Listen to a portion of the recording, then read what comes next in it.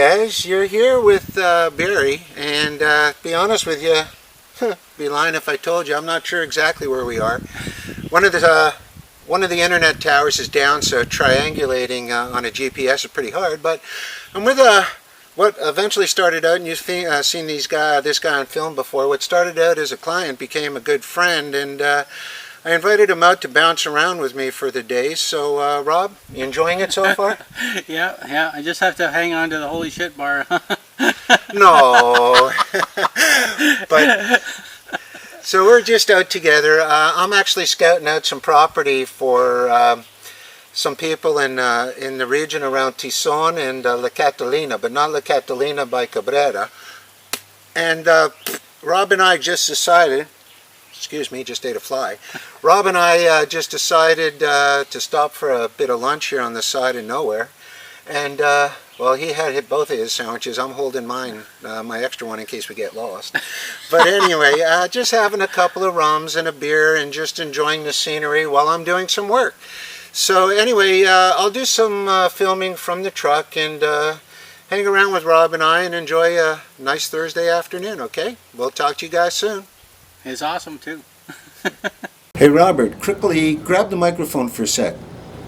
You know, I just want to talk to you guys real quick. I got both hands on the wheel. This is quite a steep bowl here. Listen, folks, you folks watching these videos might not realize that I'm actually using a pretty advanced electronic stabilizer on the video camera. I mean, to get a better perspective of what we're actually experiencing while in the truck right now, without bending your neck, all we're really going to see is the hood and the rocks in front of the truck. In other words, like your feet resting on the floorboards is supporting a hefty amount of your body weight, okay? And then when you're reaching the other side of the bowl, like we're going to be doing right now, it tapers, but on the upper end of it, when you reach the other side, now it's time to head back upwards. What we're really seeing, if our vision is focused straight ahead, what we're really seeing is the middle part of those palm leaves on the two trees coming up to the left right now, right into the picture. That's how much effect the advanced stabilizer is controlling, okay? I just wanted to say this. Now, it's really kind of cool. Anyway, continuing on.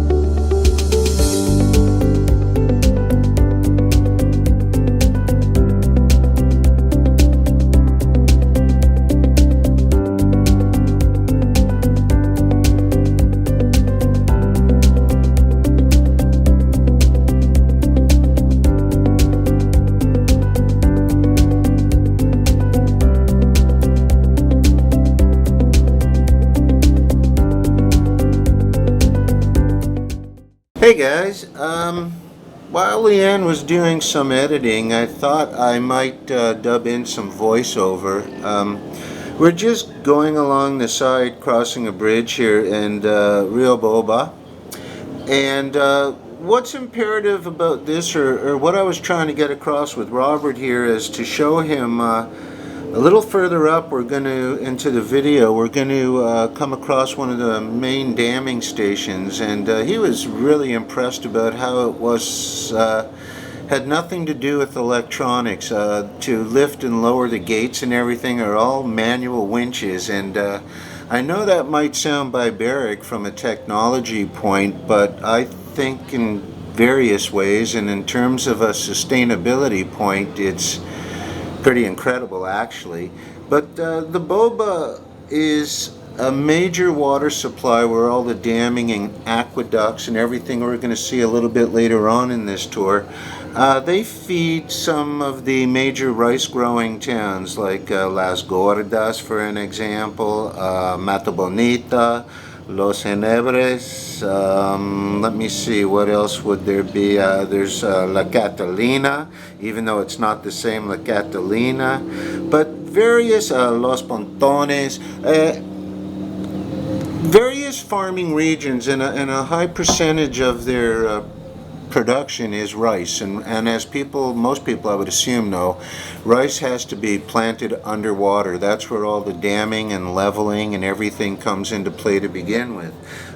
We're pretty much in the middle of nowhere, but it is, and I know Robert was more than fascinated with it, but we continued alongside. We're going to pass a section of that river. I know it's dubbed, but us 4x4s, we like to call it the River of a Million Stones. And it's a shallow part of the Boba, but there's just millions of these black stones there. And believe it or not, not this trip, but there are several areas that you can, as long as you air down tires to about no more than 15 psi, there are areas you can cross. I've done it twice, so I know you can. But it's to me one of the most beautiful and natural parts of the country. I try to get some of my excursion people, the ones that are more into the nature thing, that don't mind being in the middle of nowhere and don't feel uncomfortable with it.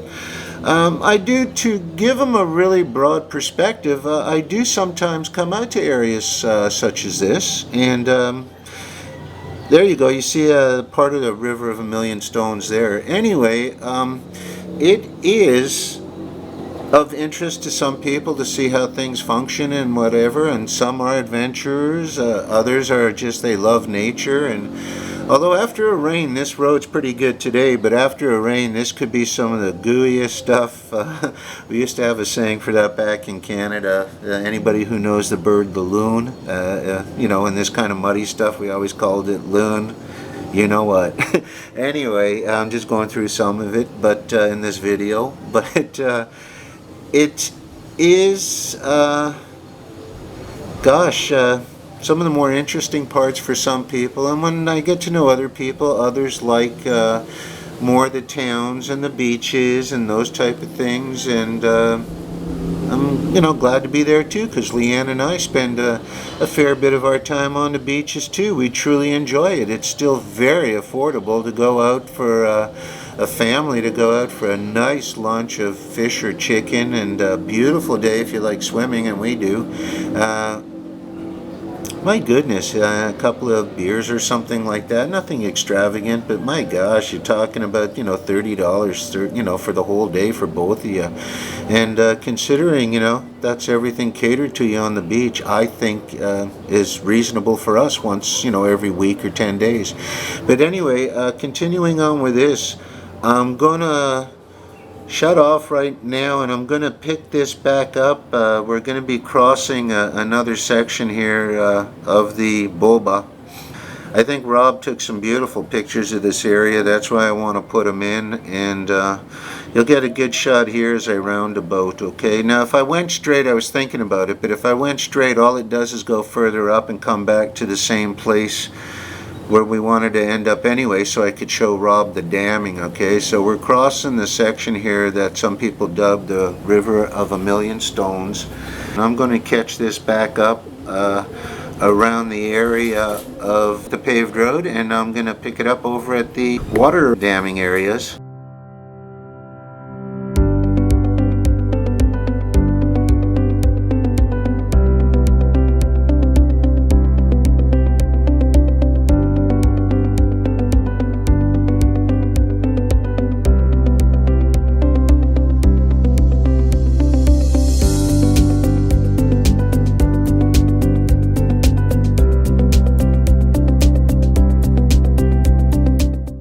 Okay, we're here now. I just made the turn, And obviously you can see the quality is different because there's trucks and service vehicles that have to come out here, and it's government. Anyway, this is the main channel. Everything is cemented, going down the side road here to it. So Robert was, I remember, pretty impressed with that. On that side there is a bunch of sugar grass for cattle. Now behind it you'll see a different color green. That is all organic oregano.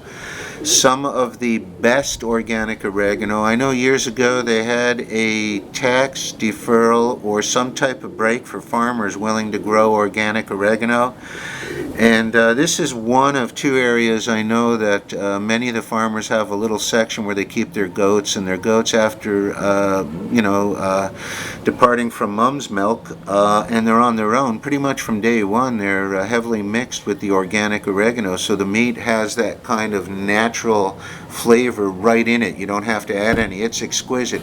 Anyway, right here, if you look closely, you're going to see those are hand winches above each ducting gate. So like I say, again, if you're a bit of a plan B guy, or a bit of a guy that would rather have something work than be a bit more extravagant in a voltage surge or some kind of problem with electricity and it don't work, even if the generators are working, I just would rather keep something this important this simple. So I turn around here and I'm going to pick it up a little further where the ducting comes in overhead, and that was really kind of cool. I know Robert really thought that was ingenious also. So we'll pick it up a bit on down the road. I'm sure Leanne will stitch something in to make it interesting, and we'll talk with you soon.